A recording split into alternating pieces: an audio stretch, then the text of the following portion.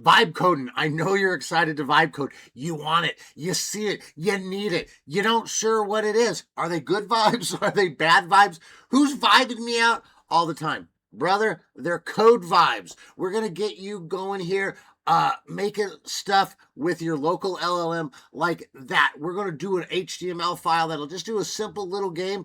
And believe me, that's going to be enough to get those creative juices going in your brain. And I can't wait to see what you're going to make. Let's do it right now. Hey-o.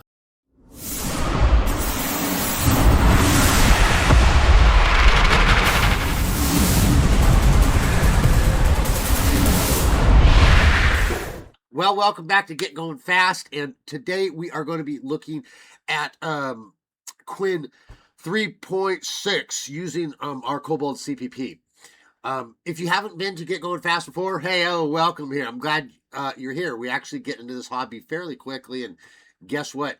You might actually learn something, which is kind of the groovy thing about Get Going Fast. All right, so as mentioned, we're going to be working with Qwen 3.6 here. And what we're going to need is we're going to need something to run it, right? So we download these AI models because a model is just a file, right? It's just one thing, but we have to have something that can use it, interpret it, interact with it, get information into it, get information out of it. That's where we can use a lot of different things. What we tend to use at Get Going Fast a lot is KoboldCPP. Because in my opinion, KoboldCPP is the easiest to use. It is extremely well engineered. It's a very good app for interacting with large language models. I mostly use it for fun. I will admit there are other apps that I use more for production stuff than KoboldCPP. But if I'm just running an LLM, I'm going to end up going with KoboldCPP almost every time, and they make it so easy. Okay, so here's what we're going to do to load up your Qwen 3.6. So the first thing we're going to need to do is actually download KoboldCPP, and beautiful thing about this is it's extremely easy to do. So we're just going to type KoboldCPP download, okay, and that's going to pop us here. Just like for this, it says releases from Lost Ruins, okay? And that's going to take you straight there. And you'll see, maybe in the future, well, obviously in the future, you'll see a different version, but obviously the latest is going to be at the front. They're always adding to this incredible app. You scroll down, and then you can find the version you want. I would just say grab the KoboldCPP.exe. So it's just one file. And that's what makes it so incredible. Then when you pop over to your file explorer like this, you can have your list of stuff and you'll see it downloads to right here. It's literally one file. Okay, I mean, if you want to load it up, you just, and we'll do that, you just double click on it. But one of the things that they also have are these things that are called template files. Okay, these KC PPTs. And what these things do is they actually load. You can preload something, and if you don't have it, it will download it for you. Very powerful app there. And if you head over to getgoingfast.pro, you can actually find here that I have that KoboldCPP template. So everything that we're going to do here, you could literally just go here, get this, and get this one file, okay? And all you got to do then is just drag it.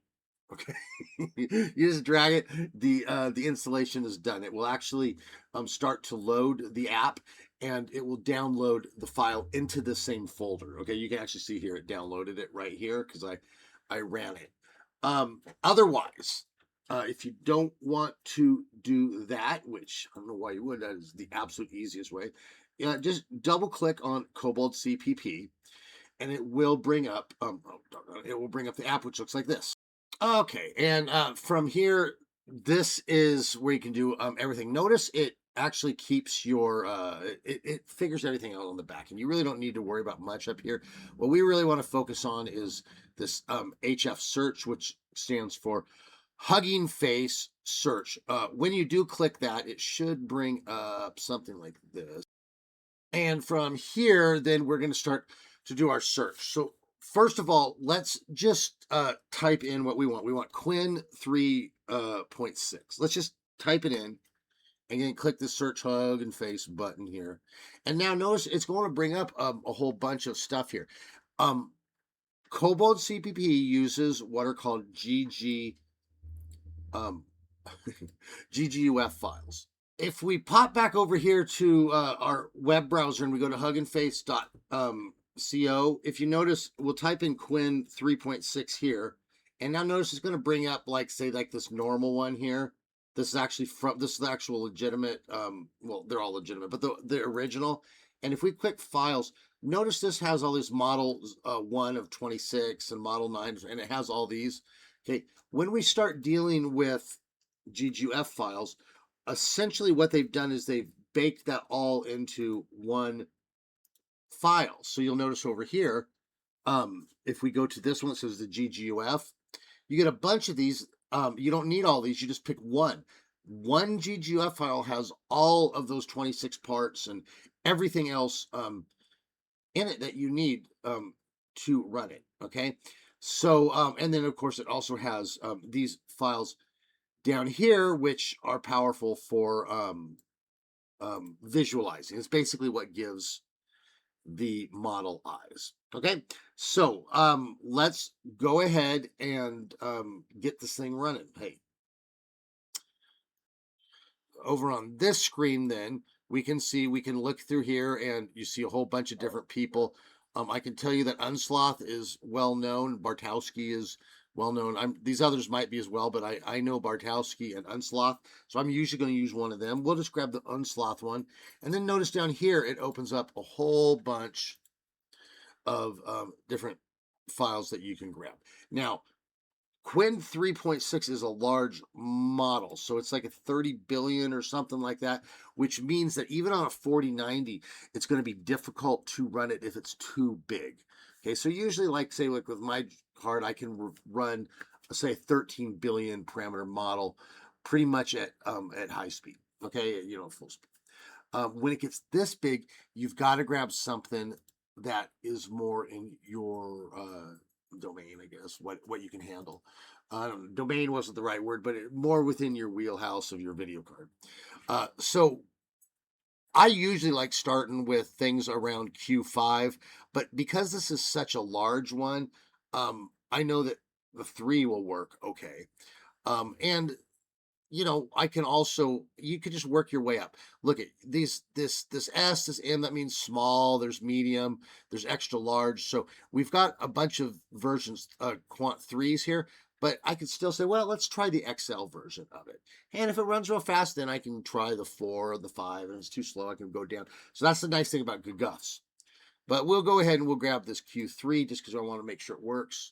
And then you just hit confirm selection.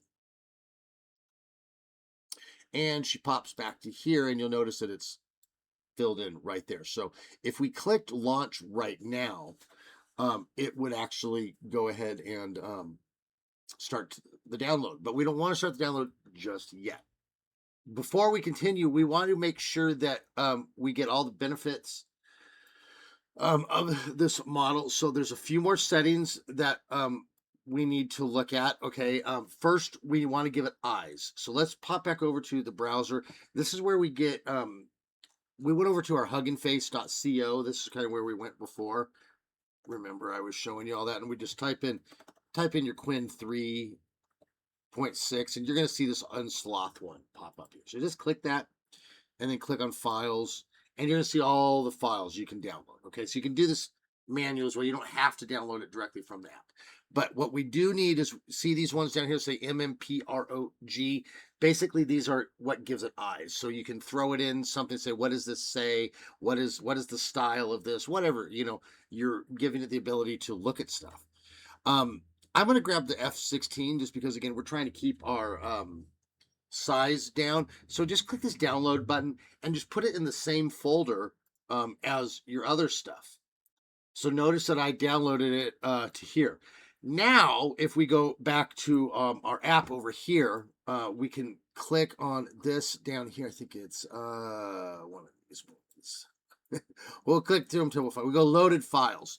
Okay, now you're going to see it says MMPRJ file. So this is the text model. It's going to assert that it's loading.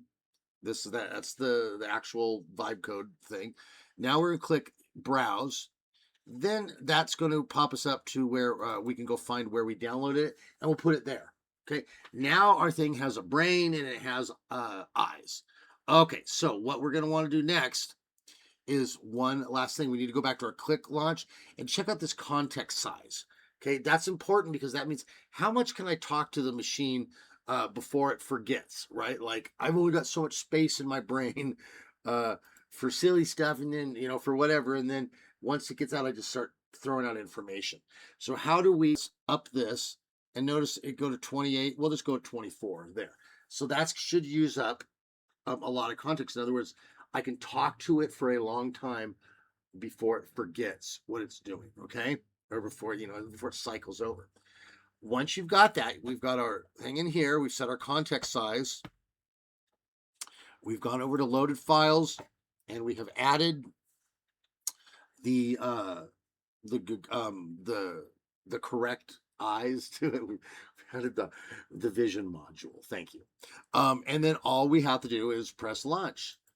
Once that is done, and it will take a little bit of time at the beginning because it has to download that file. Once it's done, it's going to pop up to a screen like this. Okay. And we want to make sure that we go ahead and turn this to instruct mode. Okay, so if this is not an instruct, it will not, where you need to put an instruct. These are just different ways that we communicate with the LM. So next thing we can do, you can click through these, but eventually we're going to get to samplers. Pull this max output to the very top, all right?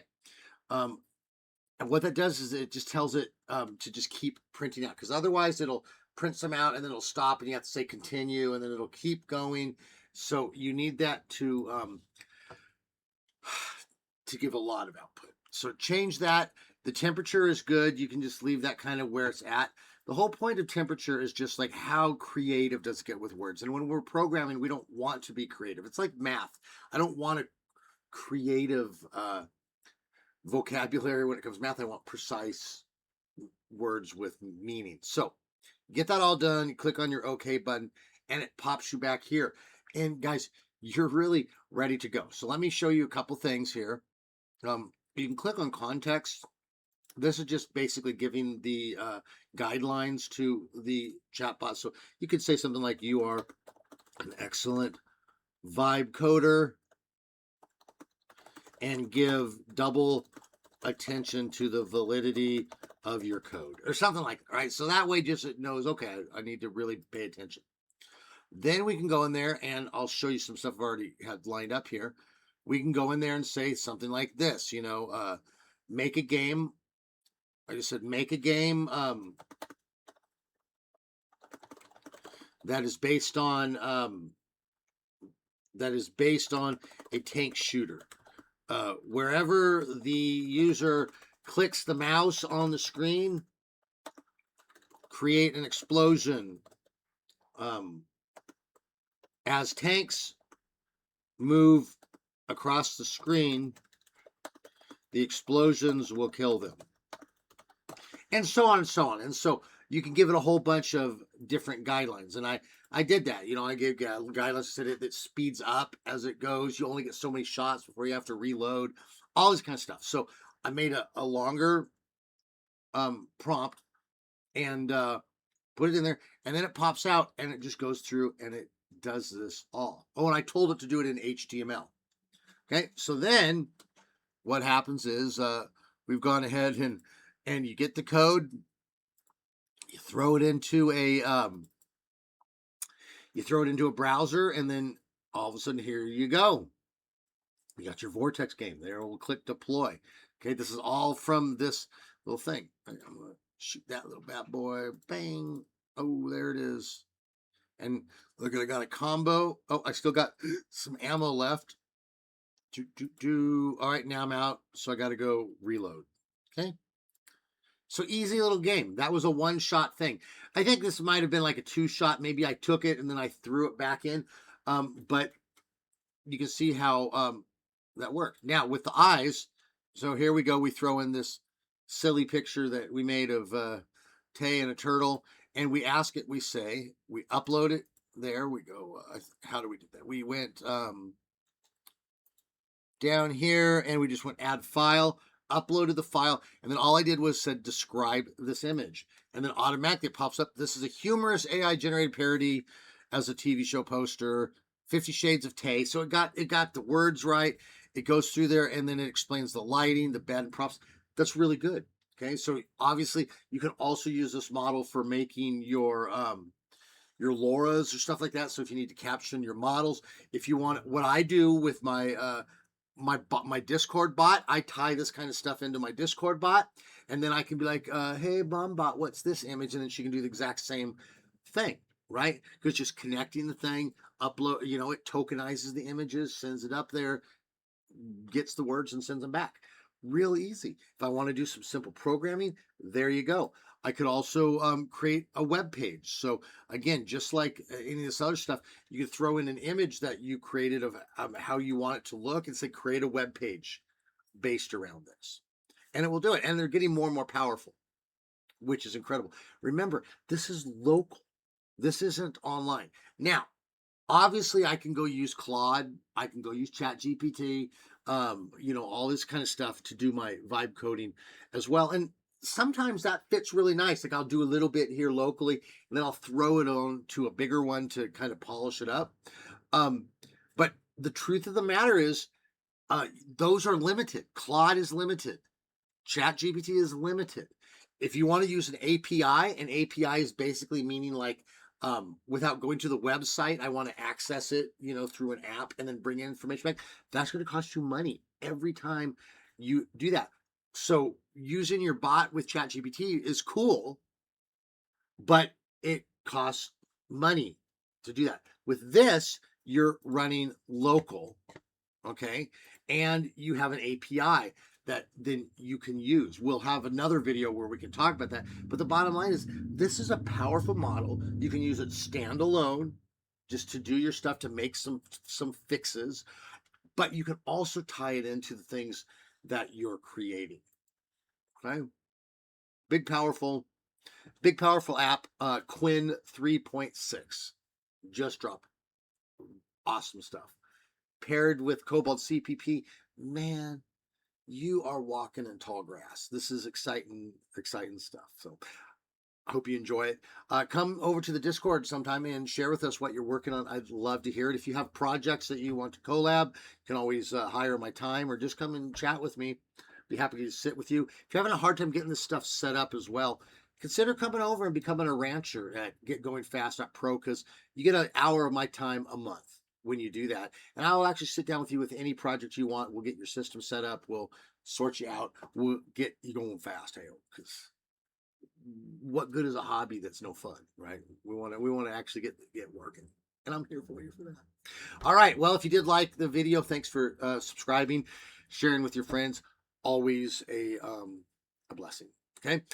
You can get the KoboldCPP template over at getgoingfast.pro. Okay. And from here, all you got to do is just download the one file. Okay.